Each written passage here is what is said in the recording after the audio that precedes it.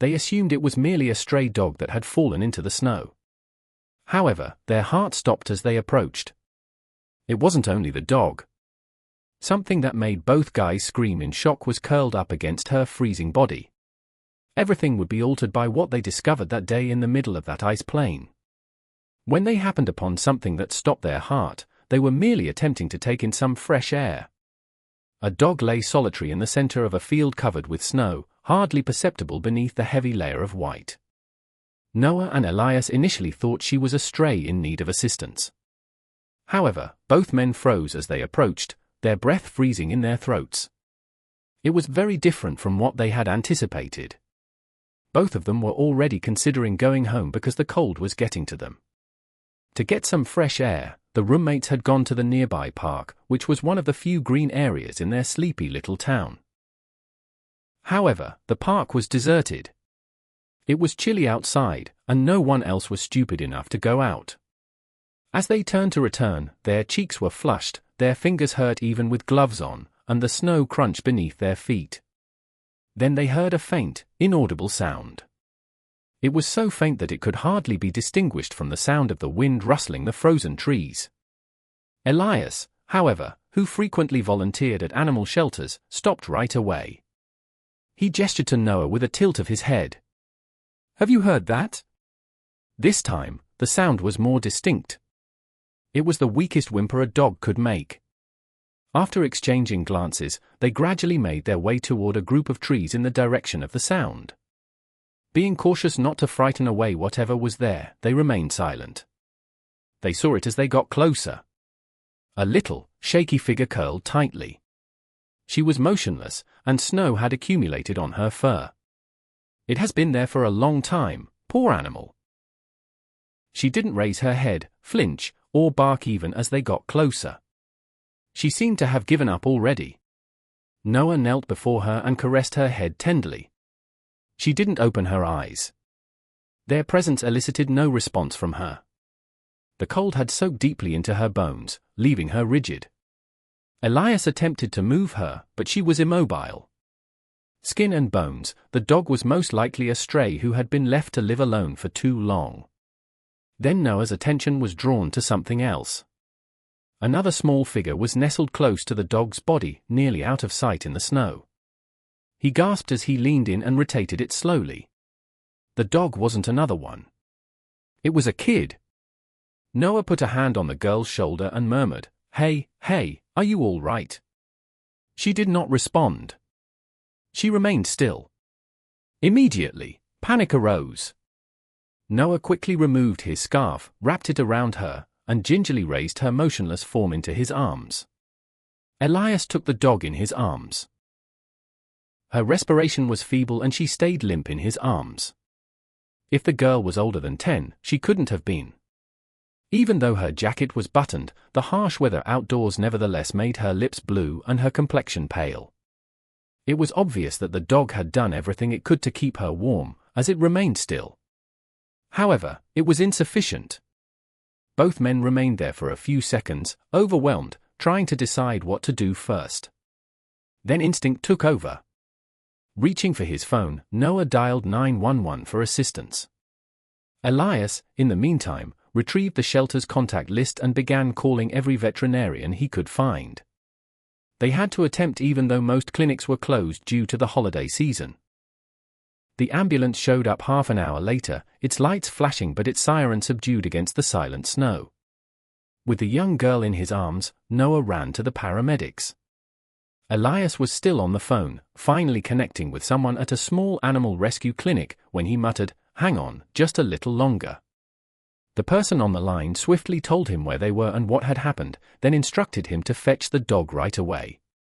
A veterinarian would be on hand. Elias made no hesitation. After placing the dog securely in the passenger seat of his vehicle, he drove away through the snowy roads. The veterinarian was at the door of the shelter when he got there. Following a brief examination, they determined that the dog would live despite having several small wounds and being badly malnourished. A group of medical professionals encircled the girl as Noah waited back at the hospital. They went quickly. Even though she had on a jacket, gloves, and boots, her body temperature had dropped dangerously low. As the medical staff attempted to stabilize her, the monitors beeped rapidly. She was barely 25 degrees Celsius. She felt her heart slow down. Her face was almost completely pale. Fortunately, however, her vital organs were still in good working order.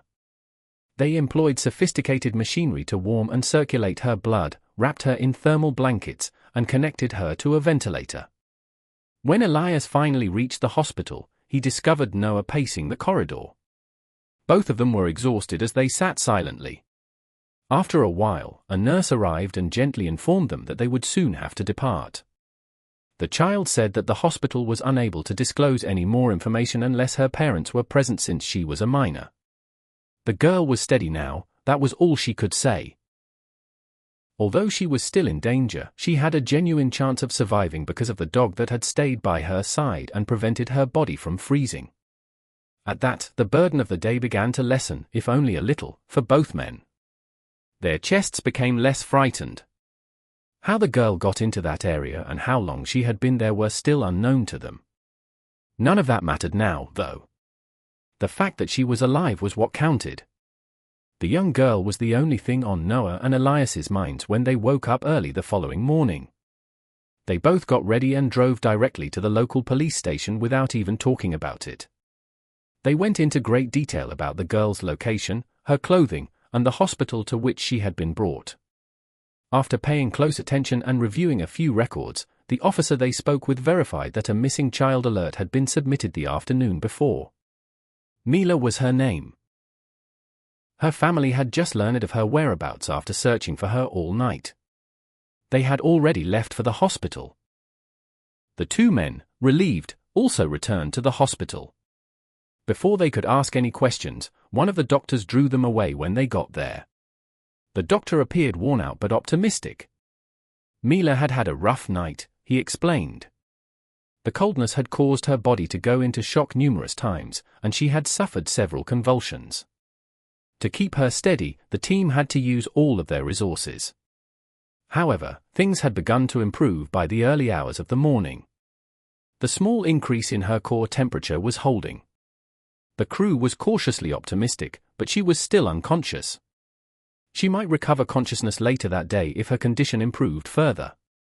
The doctor stated the hospital had made a special exception before letting them into Mila's room. Noah and Elias would be permitted a short visit, but only this one, as a token of appreciation for what they had done for her. Any subsequent communication would need her parents' consent. They nodded gratefully, accepting the conditions. They entered the room silently, unsure of what to anticipate. Warm blankets were wrapped firmly over Mila, and machines beeped incessantly. However, something extraordinary occurred as they got closer to her bed. Mila flinched her eyelids. She opened her eyes slowly, initially unable to focus, and looked about the room bewildered. She opened her mouth slightly, as though she wanted to speak. Her eyes were vibrant, yet she appeared really vulnerable. Mila attempted to sit up before either of them could respond. The nurse intervened right away, placing a gentle hand on her shoulder and asking for the doctor because she was still too weak. Then, turning to face Noah and Elias, she politely but firmly requested that they wait outdoors. The hospital's automated doors flew open as they stood in the corridor, their hearts racing from what they had just witnessed. A woman's voice rose in panic as she hurried inside. "Where's Mila? Where's my daughter?" Tears were already streaming down her face, which was pallid. She was closely followed by a man who tried to reassure her, but her voice was too terrified for him to hear. They were escorted down the hallway to Mila's room by a nurse who rushed over. With their throats constricted, Noah and Elias observed silently from the sidelines. Her mother must be that person. And Mila felt a noticeable release of tension as she caught sight of that familiar face through the window of the hospital room. With medical professionals, warmth, and the consolation of her mother's presence, she was at last safe. Noah and Elias decided it was time to go now that Mila had someone to stay with. Seeing her open her eyes had been sufficient, and they had done what they could. The nurse who had previously assisted them came up to them again as they were leaving, asking if they would mind leaving a phone number in case they needed it. With hearts a little lighter and heads full of emotion, they agreed and stepped out into the chilly morning air. There was no word for 2 days. They believed that the girl was on her road to recovery and that the hospital had informed her family. But suddenly, out of the blue, Noah got a call. Mila's mother was there. She wanted to meet them both face to face to express her gratitude for their actions. Her name was Amelia. They decided to get together at a peaceful cafe close to the park where it all started. They were shocked to find Mila waiting as well as Amelia when they got there. Wearing a cap, scarf, and heavy coat. Her eyes gleamed and her cheeks were rosy. The child they had discovered in the snow didn't resemble her at all. With a look of thankfulness on her face, Amelia sprang up and embraced both men right away. She introduced herself through tears, followed by Mila, who waved shyly at them. Amelia then gave a detailed account of what had transpired. On her way home from school, Mila had become disoriented. Even though it was only a short 10-minute walk, a snowstorm had unexpectedly arrived that day. Snow accumulated more than 2 feet high in a matter of minutes, covering even the doorsteps and sidewalks. Visibility fell to almost nothing. Mila had lost her bearings and wandered aimlessly, getting colder by the moment. Her legs eventually failed her. When she passed out in that field, all she could remember was the dog snuggled up next to her before she passed out. The weather had prevented everyone from seeing anything. There were no functioning security cameras on the streets either. Her family had been looking for her all day, but she had not been found. The fact that Noah and Elias had gone for a walk that day was pure luck, or perhaps more, and it was even more amazing that the dog had stayed with Mila, protecting her from the worst of the cold with its body heat. Mila asked them dozens of questions. She wanted to know the precise location of their discovery, the duration of the dog's stay, and whether she would ever be able to see the dog again. Her countenance brightened as they informed her about the shelter and the dog's survival. Amelia then revealed something they had been considering. After sharing the dog's story online, the shelter was inundated with adoption applications. People wanted to adopt her from all over. No one had stepped forward to claim her, and she lacked a microchip and a collar. However, Amelia and Mila were clear about their intentions. They would adopt her themselves. Amelia informed them that Mila was unable to stop talking about the dog after she got home from the hospital. As though sensing Mila's desire, she explained how the animal had pressed close to her, exchanging warmth.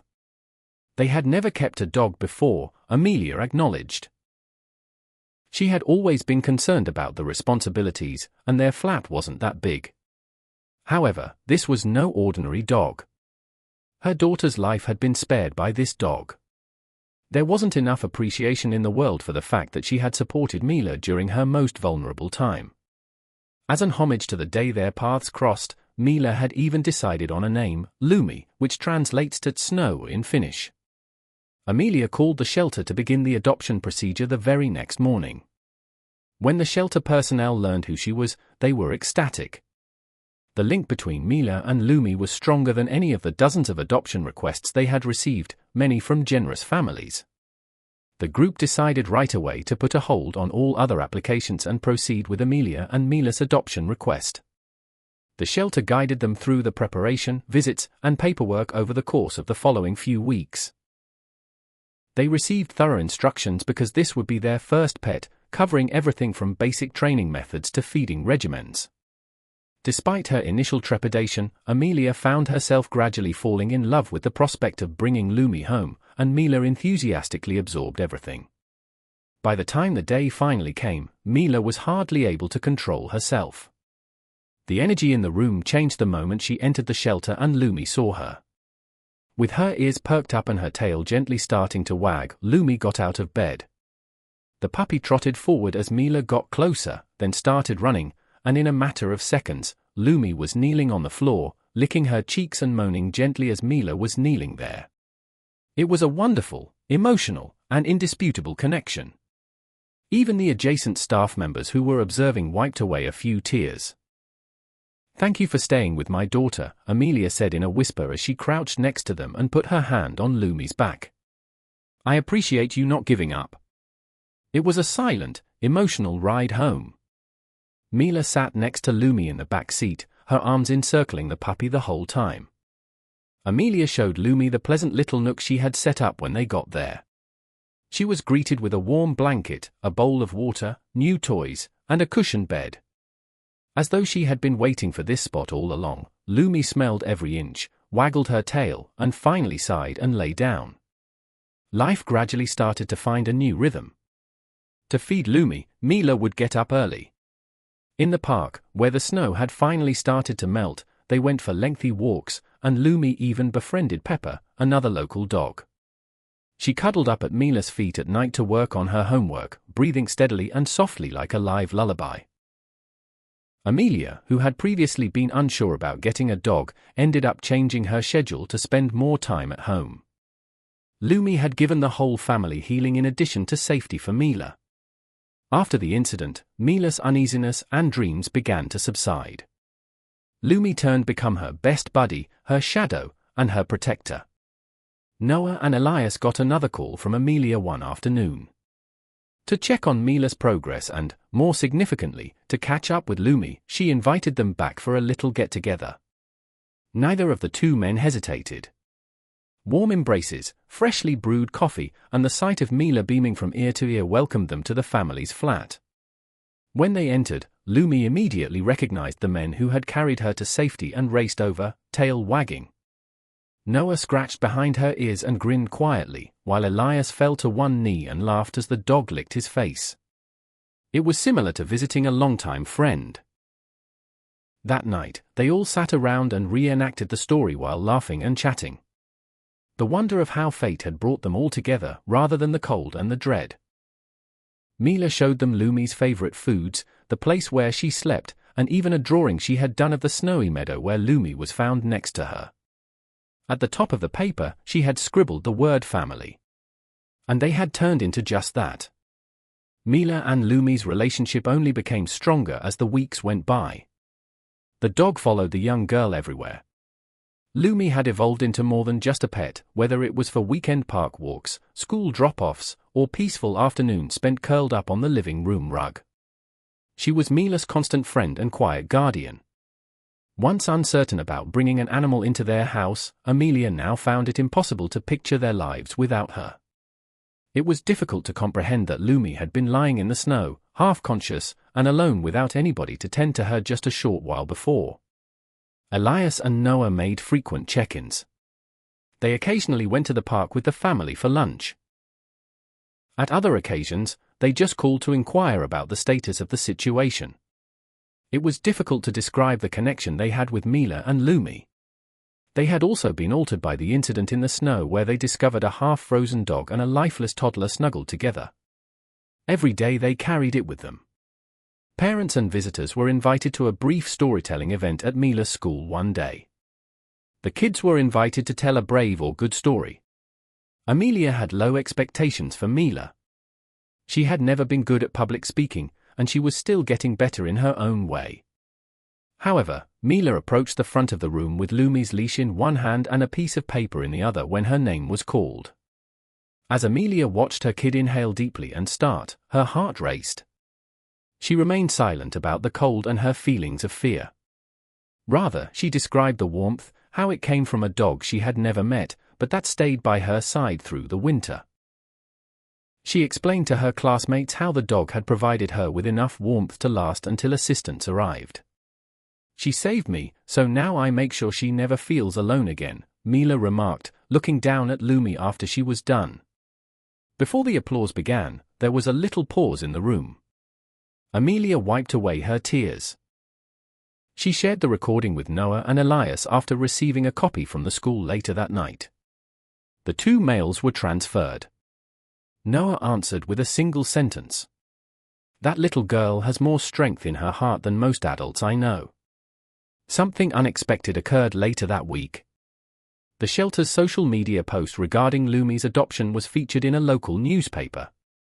The tale of Mila, the young child who survived the snowfall because of a devoted dog, started making the rounds on the internet.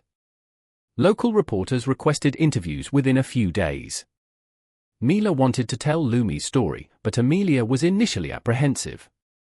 It could be useful to someone else, she stated plainly.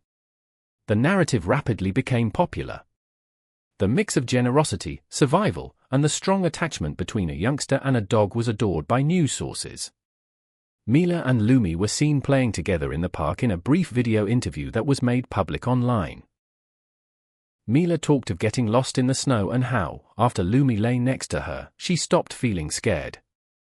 In the interview, she stated, "I knew she wouldn't leave me, even though I didn't know her name." Thousands were moved by the phrase. Strangers from all around the world left comments, including some who had never owned a pet but now wished to acquire one, those who had grown up with dogs, and those who had lost dogs. Amelia felt overpowered, but in a positive way. People were reminded that even a small act of love, like that of an abandoned puppy, could make a big difference, and the narrative had been incredibly positive.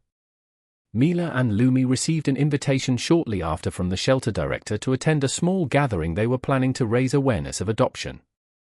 Knowing how much this meant to her daughter, Amelia nodded.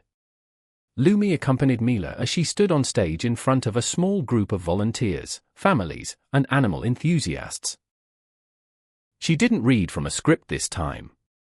Lumi had been there when no one else was, she explained. About the fact that love isn't always expressed through words. Sometimes, when it counts most, it's just about being close.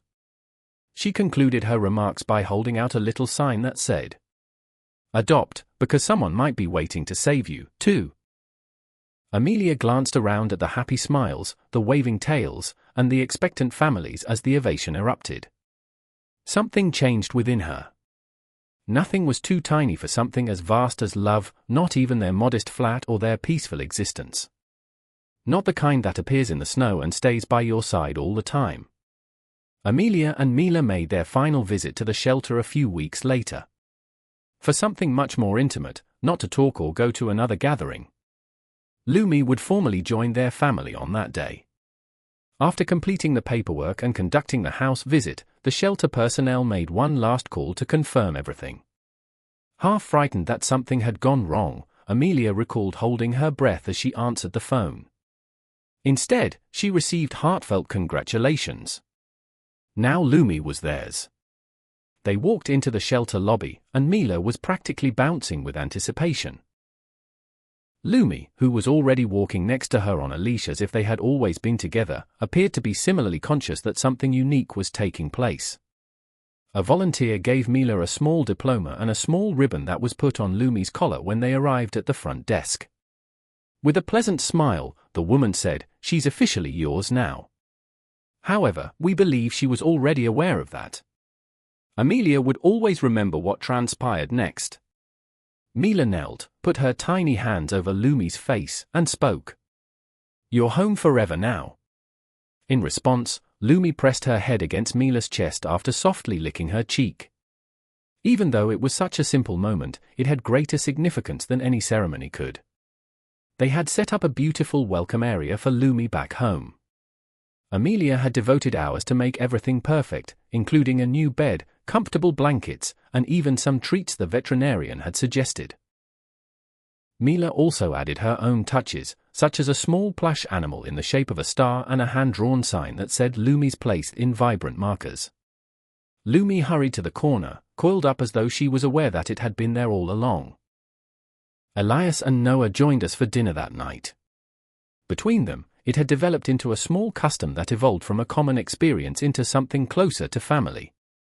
The two men listened to Mila's insistence on showing them every inch of Lumi's new location with patient smiles. Amelia's heart was full as she watched from the kitchen. The fact that something so icy and terrible had brought so much warmth into their lives was extremely odd. The party sat in silence in the living room after dinner. Lumi laid at their feet, swishing her tail softly back and forth, while Mila leaned against Amelia. Everything was quiet for the first time in what seemed like an eternity. No stress. Don't be afraid. Just tranquility.